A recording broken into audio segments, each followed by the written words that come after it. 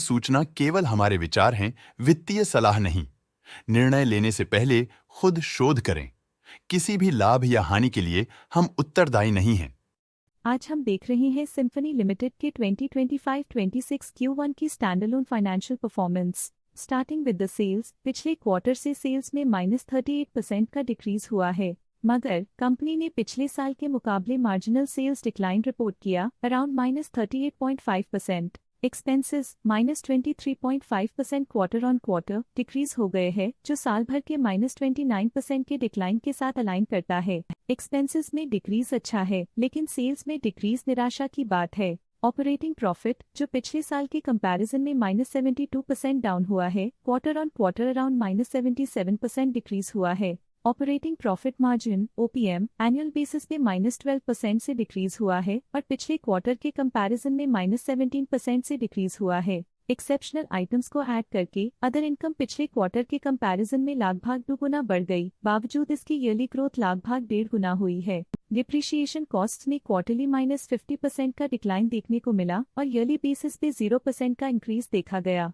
Profit before tax annually -46% decrease हुआ, लेकिन preceding quarter से -28% डिक्रीज हुआ है। इस साल कंपनी ने 24% टैक्स पे किया और क्वार्टरली कंपनी ने 24.5% टैक्स पे किया है। नेट प्रॉफिट ने ईयर ऑन ईयर -46.5% का डिक्लाइन दिखाया, लेकिन लास्ट क्वार्टर से -16% का कंट्रैक्शन हुआ है। इस क्वार्टर के दौरान कंपनी का परफॉर्मेंस इतना अच्छा नहीं रहा। नेगेटिव नेट प्रॉफिट लॉसेस को इंडिकेट करता है। वहीं अगर एनुअल एनालिसिस की बात करें तो साल के दौरान कंपनी का परफॉर्मेंस अच्छा नहीं रहा। नेगेटिव नेट प्रॉफिट का मतलब है कि कंपनी प्रॉफिट के कंपैरिजन में नुकसान उठा रही है। अर्निंग्स पर शेयर EPS में ईयरली -45% का डिक्रीज देखा गया, लेकिन क्वार्टरली में 14.5% की गिरावट भी नजर आई। इस क्वार्टर में कंपनी का EPS इतना अच्छा नहीं रहा। नेगेटिव प्रॉफिट कमजोर एफिशिएंसी को दिखाता है। सिम्फनी लिमिटेड के फाइनेंशियल स्नैपशॉट को रिव्यू करते हुए कुछ मुख्य ट्रेंड्स सामने आए हैं, जो कंपनी की परफॉर्मेंस पे रोशनी डालते हैं। जून 2022 से जून 2025 तक सिम्फनी लिमिटेड की फाइनेंशियल जर्नी में सबसे पहले बात करते हैं सेल्स की। इस साल सेल्स में 4% की वृद्धि हुई है और पिछले 4 सालों में 39% की वृद्धि हुई है, जो एक निरंतर अपवर्ड ट्रेंड को दर्शाता है। पिछले 3 साल से सेल्स लगातार बढ़ती जा रही है, जो मार्केट एक्सपेंशन और कंज्यूमर डिमांड में वृद्धि को दर्शाता है। अब बात करते हैं एक्सपेंसेस की।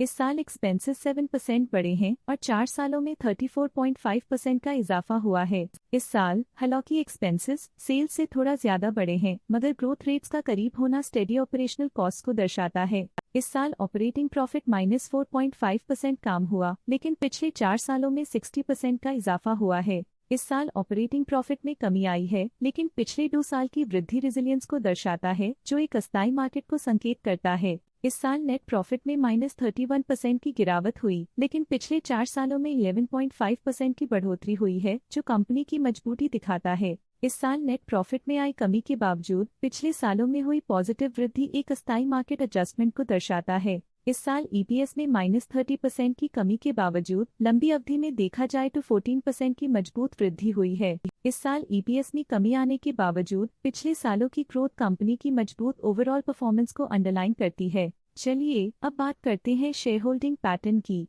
सिम्फनी की शेयर होल्डिंग रिपोर्ट्स कुछ इस प्रकार की हैं, जो अननोन 2025 के तक चलता है। ये रिपोर्ट कंपनी के शेयर्स की डिटेल्ड जानकारी देता है, जिसमें promoters, promoter groups, foreign investors, public investors और सरकारी एंटिटीज शामिल हैं। पब्लिक हेल्थ शेयर्स का परसेंटेज 2025 के में 11.71% से 2025 के में 11.5% तक डिक्रीज हो गया। इस डिक्रीज से साफ है कि इस टाइम पीरियड में कंपनी में पब्लिक का हिस्सा डिक्रीज हुआ है। जब कंपनी के शेयर्स का अधिकतम हिस्सा प्रमोटर्स, FII, DII या गवर्नमेंट के पास होता है, तब ये माना जाता है कि कंपनी मजबूत हाथों में है, जो स्थिरता और मजबूत समर्थन को दर्शाता है और इस मार्केट की स्थिरता बनी रहती है। डोमेस्टिक इंस्टीट्यूशनल इन्वेस्टर के शेयर होल्डिंग में थोड़ा डिक्रीज आया 2025 के से 2025 के में, जो दिखाता है कि डोमेस्टिक इंस्टीट्यूशंस ने अपने स्टेक को -0.08 से डिक्रीज किया है। FII, फॉरेन इंस्टीट्यूशनल इन्वेस्टर्स ने अपना शेयर होल्डिंग 2025 में 6.18% से 2025 में 6.47% तक इंक्रीज किया।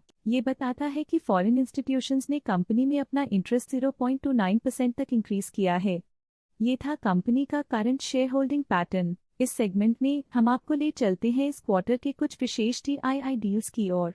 8 मई 2025 को ग्रेविटॉन रिसर्च कैपिटल LLP ने 4.6 लाख शेयर्स खरीदे 1313.29 रुपीस पर यूनिट के हिसाब से, जिसका टोटल था 60 करोड़।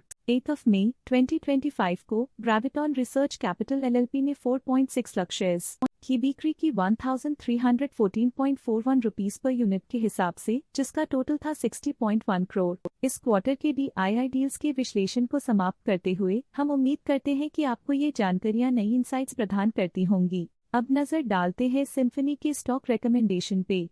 इस स्टॉक का करंट प्राइस 1370 रुपीस चल रहा है। जियोजित फाइनेंशियल सर्विसेज ने स्टॉक की बाय रिकमेंडेशन दी थी। उन्होंने स्टॉक का टारगेट प्राइस 1519 का अनुमान लगाया था। रिकमेंडेशन के समय स्टॉक का प्राइस 1339.4 चल रहा था, जो करंट प्राइस से 8.6% अप है। आज के लिए फाइनेंशियल सेक्टर में इतना ही। देखने के लिए धन्यवाद। स्टॉक लेटेस्ट न्यूज अपडेट के लिए चैनल को सब्सक्राइब करें और वीडियो को लाइक एंड शेयर करें।